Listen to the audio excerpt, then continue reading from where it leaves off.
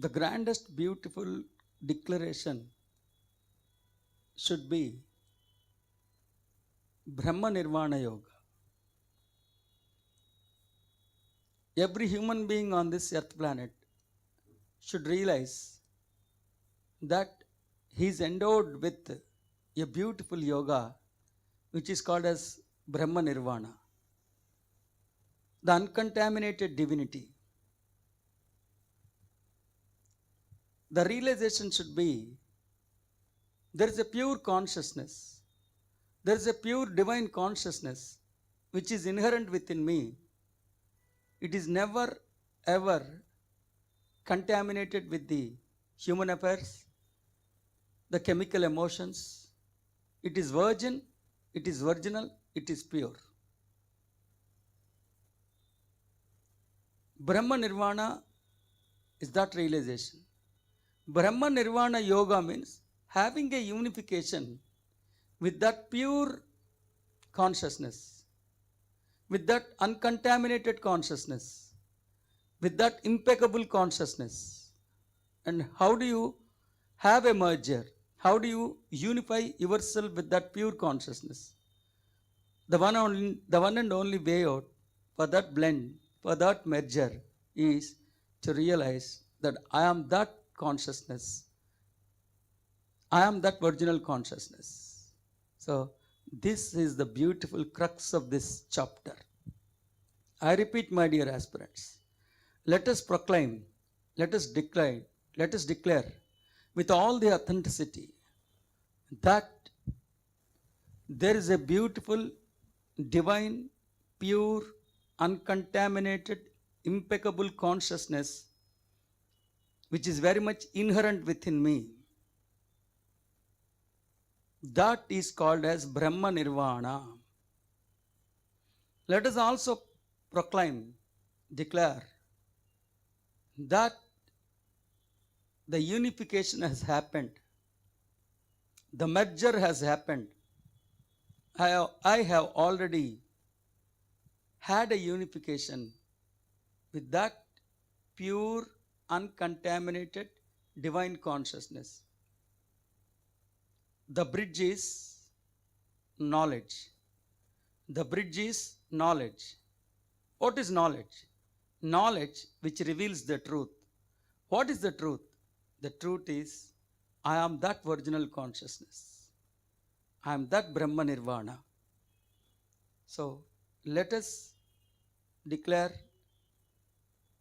every day, let us be aware that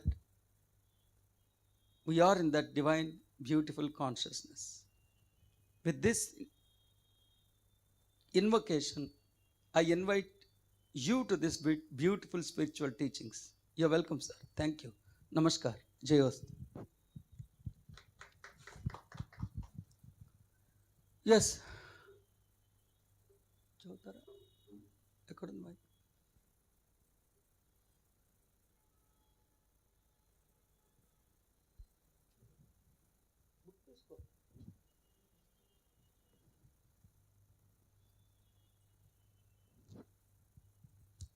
My dear aspirants, the grandest Brahma Nirvana Yoga, the 5th chapter, the miraculous, majestic, mystical chapter, which comprises of 29 slokas. The crux of knowledge we have already enriched is Lord Sri Krishna has categorically made it very clear through Arjuna to all the humanity that this so-called sannyasa, that the renunciation is not a physical act. It is a pure realization. Because he has proclaimed that Jneyaha Sanitya Sannyasi. That renunciation should be understood. That realization should be, I am always a renunciant. So, Jnayaha sanitya sannyasi. Renunciation is not a physical act, but it is a realization. It is not doing, but it is doing and be aware that I am not doing it. All these days, the entire humanity, including Arjuna, misunderstood that sannyasa means relinquishing the fun of physical life, relinquishing the responsibilities of the physical life, running away from the physical life.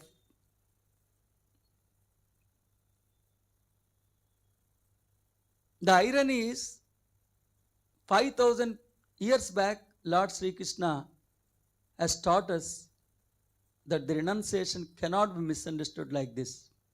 It is not doing. It is doing the acts, but realizing that those are the activities pertaining to my character. I am the consciousness. They are the characters of the character. That is why he said, Jneyaha sa nitya sannyasi. Jneyaha sa nitya sannyasi. And he has also proclaimed that we are gods. Our divine innate consciousness has nothing to do with blame, hatred, vengeance, revenge. So, I have advised you that it is not having the vengeance.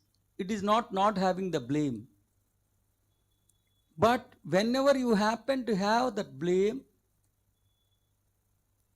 that revenge, please be aware that your divine original consciousness has nothing to do with that behavior. It is only the tendency of your embodiment, maybe the tendency of your character, maybe the temptation of your personality. In the same way, the original consciousness, the true I am, that I am which is being launched by the spiritual knowledge, that I am which is going to exist for eons together, that I am which is beyond birth and death, जिसको आदि और अंत जैसा लक्षण नहीं है, that which continues to exist forever, has nothing to do. He is not having the tendency of expecting the result from the physicality. He doesn't desire anything from the physicality. He doesn't desire anything from the physicality. Because it is he who has created this physical world. It is he who has created this universe. He will not peck from the universe. His desire itself is a creation. That creation itself has transformed into a universe. So he will not have any desire. I mean to say that the universe is not entitled to accomplish the desire of the God. That is why your divine consciousness doesn't have the tendency of desiring something from the physical world. So, from this moment, whenever you happen to have a desire, or whenever you feel like desiring something from the physical world, this alarm of awareness will make you aware. Yes, that which is desiring from the physical world is not your divinity. You are beyond this. That may be the tendency of your humanity. And another thing is, your divine consciousness will never ever analyze the incarnation from the physical point of view, like good and bad, like success and failure, like health and ill health, like fame and shame. This type of analysis has nothing to do with your original divine consciousness. That is the magical teaching. And we have also learned that that perception which does not discriminate between the sannyasa and yoga, the Sankhya and yoga, that is the true perception. As long as you are discriminating between yoga and sannyasi, or as long as you are discriminating between karma yoga and karma sannyasa, still you are unable to realize that mystical, majestic, magnificent truth, because yoga itself is sannyasa. And the other day, in the previous episode, the magical thing is sloka number 7. He says yoga yukta. Yoga means unification. Yoga means merging of Jivatma with Paramatma. Yoga means having a unification of lower with the higher, of the lower with the higher. Once you are successful in having that unification with the God within, then a fragrance happens, a felicitation happens within you. Once you are able to accomplish that merger, that unification with the Christ within, or with the God within, or with your inner original divine consciousness, or with the forever consciousness, then what happens? Sarva bhutatma bhutatma. You will realize that that soul which is captivated in all the embodiments is your soul. I mean to say, I am in all in I am. That perception happens within you.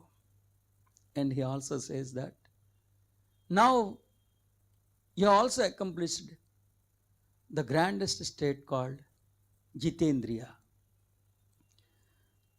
My dear aspirants, you have got to realize, when a God is embodied into an embodiment, the Jivatma has two options. One is to live the life of a Indriya Lola, or shift his gears from Indriya Lola to Jitendriya.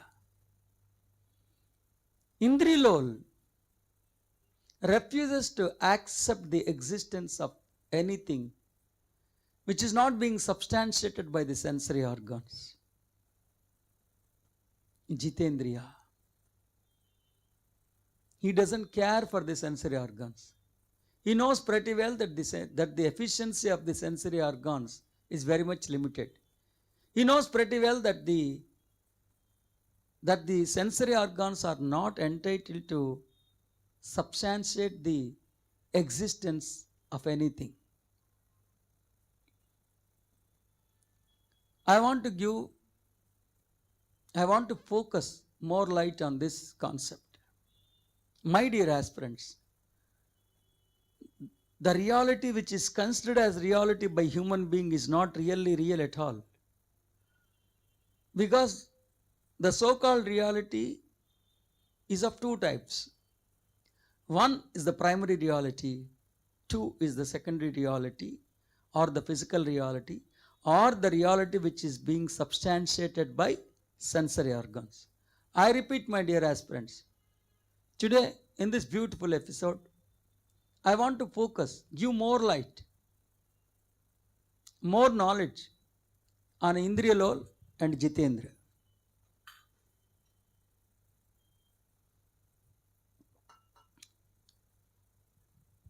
At this juncture, you have got to realize reality, reality, reality. The reality which is considered as reality by human being is not really real at all. Because the reality is of two types. One, the primary reality. to the secondary reality.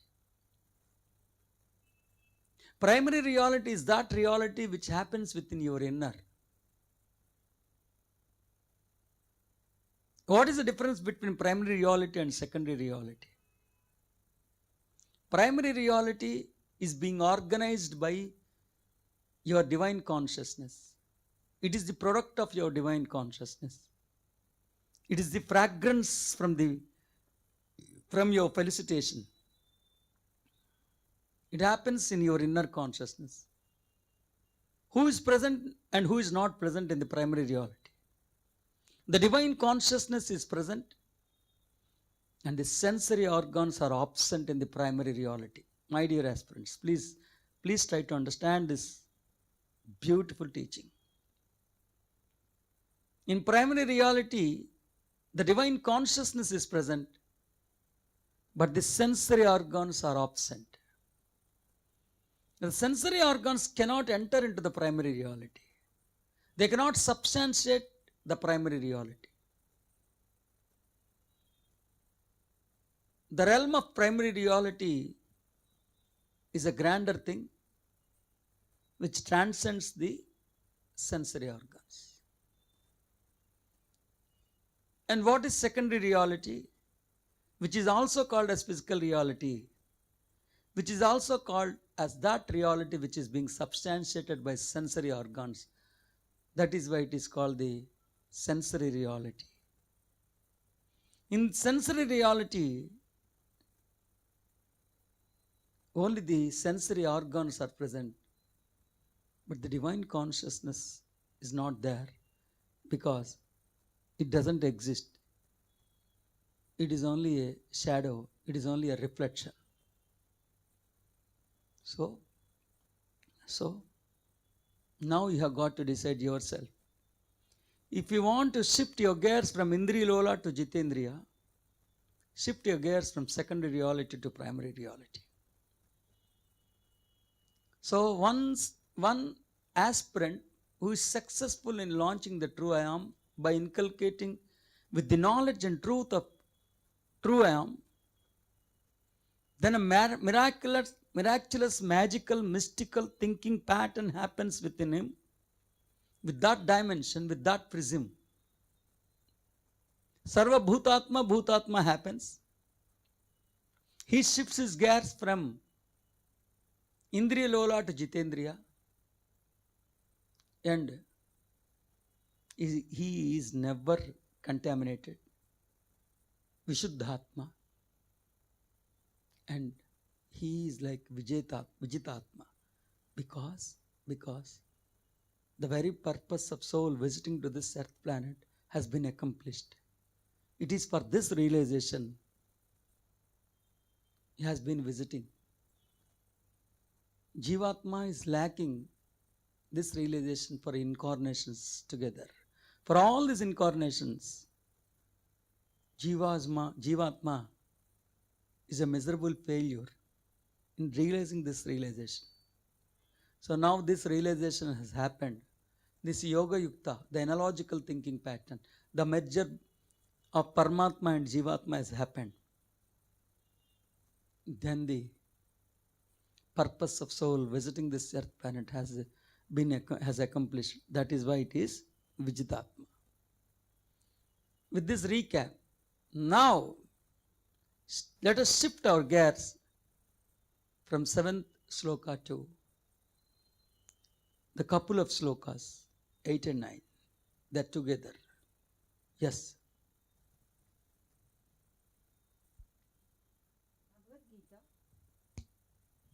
Bhagavath Geetha, chapter number 5, verse number 8-9. Naiva kinchit karomiti yukto manyeta tattvavit. Pasyan srunvan sprusan jigranasnan gachan swapan swasan. Pralapan visrujan gruhnanunmishan nimishan napi indriyanindriye adeshu vartanta iti dharayan. Okay. So the couple of slokas.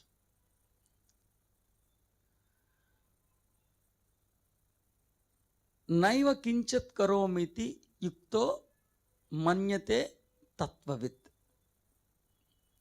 From my point of view, the nucleus of this beautiful sloka is tattvavit. My dear aspirants, focus on my teachings. All the words uttered by me are like mantras. They are like addressed to your home, the divine home. Focus on my teachings. From my point of view, in the couple of these slokas, the nucleus, the linchpin is tattvavit. Linchpin means center point. Is tattvavit. What is tattvavit? One who knows the truth. Tat, God, from you. The truth is, I am God. So, tattvavit means an aspirant who has realized the truth. What is the truth? Truth is, I am God. Truth is, the God is forever. Truth is, God is not the human being. The truth is, God wanted to visit this earth planet. Truth is, God has created this embodiment. Truth is, this embodiment is like a vehicle. Truth is, God has prepared this vehicle to maintain his speed levels on the level of the speed levels of the earth planet. So, a realized God, Tattvavit, will make the man into divine. Because of that Tattva Gnana, one will become a realized God. Tattvavit is like a flower. And what is the fragrance of that Tattvavit? The fragrance is Yukta. The fragrance is Yukta. The thinking pattern of an analogical mind. The prism of a yogi. My dear aspirants, the first and foremost step is Tattvavit. Then you will be shifting your gears from Ayogataha to Yogataha or Yukta. The mystical perception of a yogi, the yogic nature, that happens. Then what happens? Naiva kinchat karomiti. He does all the activities like everyone. He does all the activities like everyone. He eats, he sleeps, he talks, he moves, he opens his eyes, he closes his eyes, he enjoys the breath, he feels like hungry, he consumes the food, everything like an ordinary human being. He performs all the acts. But he is aware that I am God, I am a beautiful consciousness, I am a Holy Spirit, I am a divine being, I have created this universe, and this earth planet is part and parcel of that universe. I have preferred this embodiment. It's like a vehicle, and I want to visit, experience my creation. And the sensory organs are part and parcel of this embodiment. Neither I am accountable nor I am answerable for the behavior of this, because this behavior, this modus operandi has nothing to do with my original consciousness. This modus operandi has everything to do with sensory organs. That which is eating, that which is doing all these deeds is not me. Because these are the natural qualities, properties of the sensory organs. From my point of view, it is like this.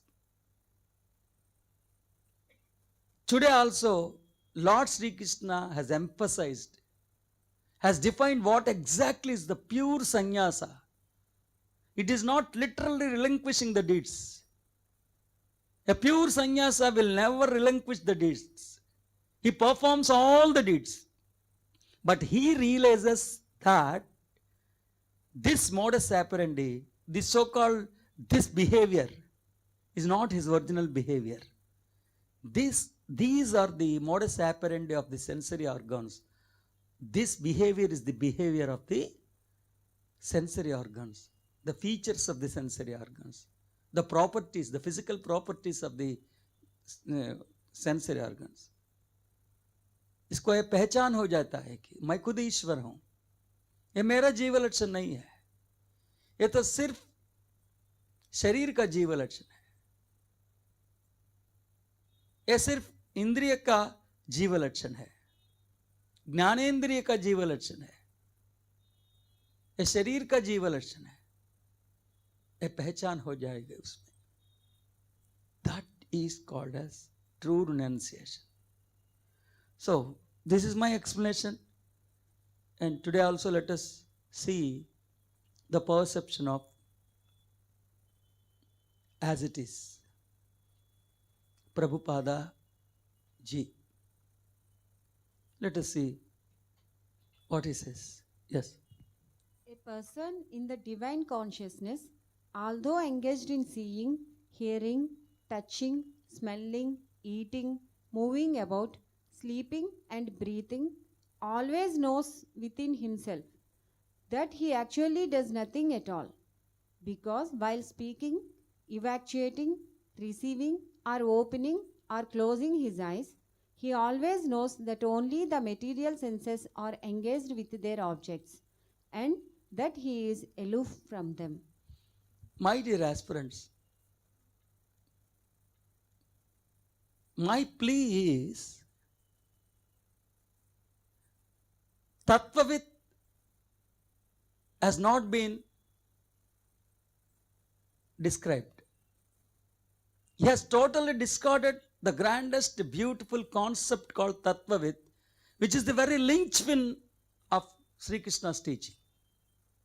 Show me where is Tattvavit. In his own definition, he has got to define Tattvavit. Tattva means as per his dimension, one who knows the truth. But that is not reflected in his perception. And another thing is the term yukta. Yukta in the previous slokas has been defined by him as devotional service. Yoga yukta in the previous slokas has been defined by him as what? Devotional service.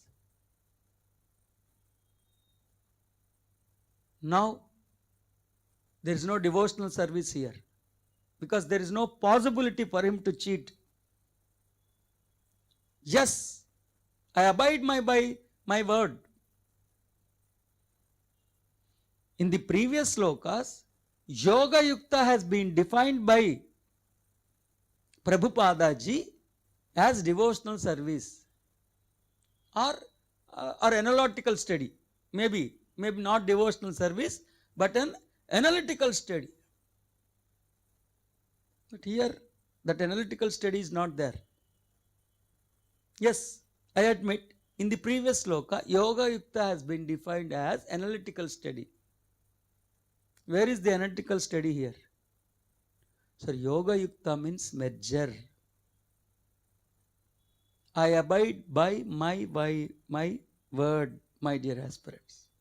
In the earlier slokas, the grandest being, Prabhupada ji, has defined yoga or Yoga Yukta as analytical study. Analytical study of what also he has not mentioned, analytical study. But here, that analytical study is not appearing anywhere. Okay. A person in the divine consciousness, although engaged in seeing, hearing, touching, smelling, eating, moving about, sleeping, breathing, always knows within himself that he actually does nothing at all. Because while speaking, evacuating, receiving, or opening or closing his eyes, he always knows that only the material senses are engaged with their objects and that he is aloof from them. That is his description, that is his point of view. And my prism is like this. A person enriched with spiritual knowledge, first of all, my opening itself is Tattvavit. From my point of view, the crux of this beautiful sloka is Tattvavit. That is why I said, the true renunciation is not doing. The true renunciation is realizing that I am not doing. It is not avoiding. It is not running away from the humanity. It is like being in the humanity and not allowing the humanity to enter into your inner. You are in the humanity, but you are not allowing the humanity to enter into your inner. You are in the ocean with the help of a ship. Where is the ship? Ship is very much in the ocean. But the ship is not allowing the ocean to enter into ship. There is nothing wrong, a God in humanity. But everything is wrong if humanity enters into divinity. That is the magic.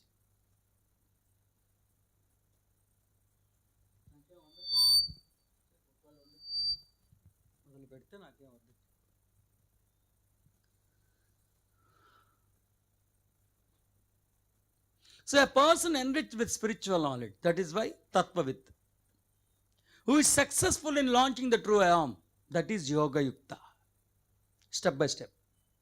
The first is Tattvavit. The second is Yukta.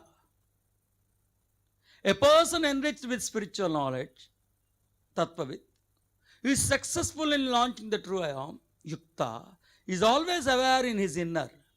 The miracle of Yoga Yukta is that awareness. The miracle of that Yoga Yukta is awareness, Sajakta.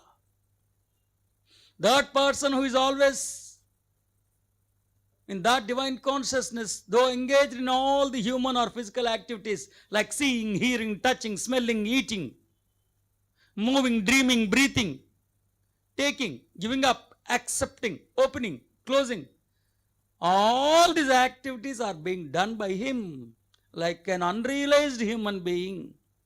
If you see from the physical point of view, if you happen to see an enlightened being and an unenlightened being, the behavior is same. You will not be able to discriminate by seeing the behavior of his embodiment, whether he is enlightened or unenlightened, because the behavior is the same. But an enlightened being in his inner,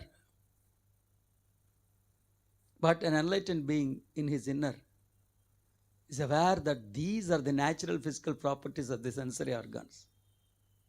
And he allows them to continue with their natural qualities. And he also considers that his original divine consciousness is nothing to do with this behavior. None of these acts are being performed by me. That Katrutva Bhav is not there. Unenlightened being, that Katrutva Bhav is there. My dear aspirants, I conclude today's episode. And the linchpin of today's episode is, if you happen to see the behavior of an enlightened being, an unenlightened being, by pursuing the behavior of the embodiment,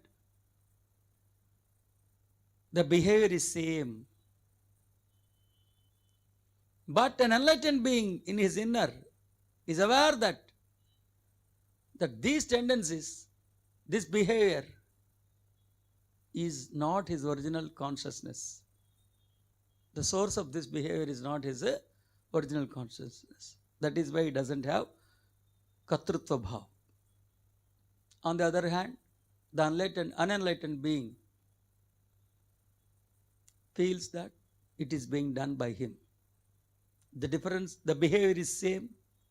The difference is the enlightened being will not have the katrutva bhav. The unenlightened being will have the katrutva bhav. Okay? Enjoy life. Do not relinquish any deeds. Celebrate this humanity to the peaks. Celebrate this humanity to the peaks. And do not practice this awareness. Awareness cannot be practiced.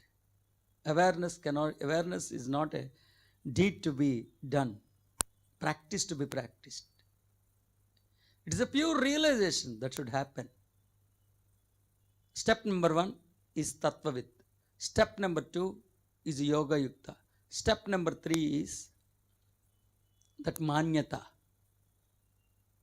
Manyata is that awareness, considering. So, the table form is like this. Inculcation of spiritual knowledge, launching the true I am, always being aware that these are the tendencies of my physical embodiment. That awareness itself is the signature of the renunciant. A true renunciant will not relinquish the fun of the physicality, but he is aware that neither I am accountable, nor I am answerable, nor I am responsible for these tendencies, because these tendencies are pertaining to the sensory organs or the embodiment. Namaskar, Jayastu. I wish you grandest spiritual enlightenment. Always be aware, always be awake. Let us all declare, I am alive, I am aware, I am awake. I am alive means the true I am has been launched. I am aware means I am aware that I am the consciousness, I am not this character. Awake means those neurons which are being created by my divinity for the inculcation of divine qualities are getting awakened. Now they are getting awakened. So let us proudly declare that I am alive, I am aware, I am awake. Namaskar, Jayastu.